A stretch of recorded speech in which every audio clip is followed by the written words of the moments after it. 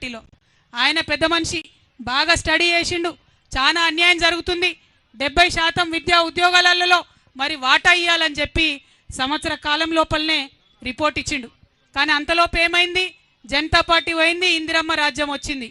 ఇందిరమ్మ రాజ్యంలో ఏం జరిగింది గొప్పగా చెప్తున్నారు ఇవాళ.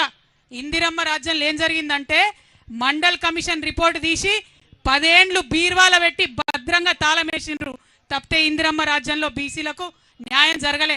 ఇవాళ నేను అడుగుతా ఉన్న కాంగ్రెస్ పార్టీని, కాదంటారా ఈ వాస్తవాన్ని? 1980లో మండల్ కమిషన్ రిపోర్ట్ ఇస్తే మళ్ళా కాంగ్రెసేతర ప్రధానమంత్రి విపి సింగ్ 10 ఏండ్ల తర్వాత వచ్చేంత వరకు కూడా బీసీల గురించి కాంగ్రెస్ పార్టీ మాట్లాడిన పాపాన పోలేదు. ఇవాళ బాగా నోరు పెట్టుకొని మాట్లాడుతున్నారు. మేమందరం బీసీలం ఇందిరా పార్క్ దగ్గర 2 ముచ్చట్లు మాట్లాడుకుంటామంటే నిన్న రాత్రి 9 దాకా పర్మిషన్ ఇవ్వకుండా ఇబ్బంది పెట్టి, ఇక మీకు ఇప్పుడే బీసీలు గుర్తొచ్చిరా అంటారు. చెప్తాం మీ చరిత్ర కూడా చెప్తాం. మీరు 10 ఏండ్లు భద్రంగా బీర్వాల పెట్టి తాళం పెట్టిరు మండల్ కమిషన్ రిపోర్టు. మళ్ళా కాంగ్రెసేతర ప్రధానమంత్రి వచ్చినప్పుడే, విపి సింగ్ గారు వచ్చినప్పుడే దానికి న్యాయం జరిగింది.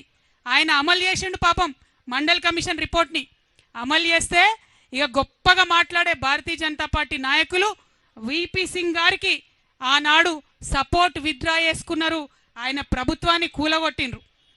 సంకీర్ణ ప్రభుత్వం ఉండే, బీజేపీతో కలిసిన ప్రభుత్వం ఉండే, బీసీల కోసం మంచిగా చేసినటువంటి వ్యక్తి ప్రధానమంత్రిగా ఉండడానికి లేదని బీజేపీ ఆనాడు సపోర్ట్ వాపసు చేసుకున్నది. ఇది కాదా, ఇది తప్ప బీజేపీ నాయకులు ఇవాళ ఆన్సర్ చేయాలి.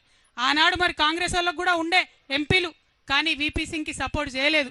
మొత్తానికి ఆయన ప్రభుత్వాన్ని ఊలగొట్టిండ్రు. తర్వాత కేసుల మీద కేసులు వేసిండ్రు. 1993లో 27% కేవలం ఉద్యోగాలలో మాత్రమే బీసీలకు రిజర్వేషన్ వచ్చింది, కేవలం ఉద్యోగాలలో మాత్రమే. మళ్ళీ 2006 దాకా అంటే ఇంకొక 13 ఏండ్లు విద్యలో మనకు రాలేదు రిజర్వేషన్. 2006లో మళ్ళా 13 ఏండ్లకు అప్పుడు విద్యలో రిజర్వేషన్ వచ్చింది. అంటే నెహ్రూ గారి రాజ్యంలో అన్యాయమే, ఇందిరమ్మ రాజ్యంలో బీసీలకు అన్యాయమే. తర్వాత రాజీవ్ గాంధీ గారు వస్తే ఇదే విపి సింగ్ గారు నేను అమలు చేస్తున్న మండల్ కమిషన్ రిపోర్ట్ అంటే పార్లమెంటులో 1.5 గంట మాట్లాడతారు రాజీవ్ గాంధీ గారు. మాట్లాడి ఏమంటారు? బీసీలకు రిజర్వేషన్లు ఇస్తే ఈ దేశం విచ్ఛిన్నం అయిపోతుందని చెప్పి ఆనాడు రాజీవ్ గాంధీ గారు మాట్లాడినరు. ఇది చరిత్ర కాదని లేని వాస్తవం, ఇది తప్ప అని నేను కాంగ్రెస్ వాళ్ళని వాళ్ళు అడుగుతా ఉన్నా.